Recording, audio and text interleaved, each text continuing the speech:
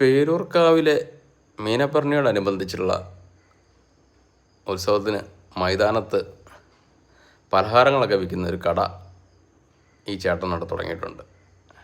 അമ്പല മൈതാനത്തിൻ്റെ ഒരു സൈഡിൽ. അവിടെ ചേട്ടൻ ലൈവായി ഉണ്ണിയപ്പം ഉണ്ടാക്കുന്ന ഒരു കാഴ്ചയാണ്. നല്ല വൃത്തിയിലാണ് ഉണ്ടാക്കി വെച്ചിരിക്കുന്നത് കേട്ടോ. നല്ല ടേസ്റ്റും ഉണ്ട്. ഞാൻ ഒരെണ്ണം മേടിച്ചു കഴിച്ചു നോക്കി. അന്നേരമാണ് എനിക്ക് തോന്നിയത് ഈ ഉണ്ടാക്കിയൊരു വീഡിയോ എടുത്താലോ എന്ന്. ഉണ്ടാക്കുന്ന കാണാനും നല്ല രസമുണ്ട് കേട്ടോ. ആൾക്കാരൊക്കെ വന്ന് വാങ്ങുന്നുമുണ്ട്.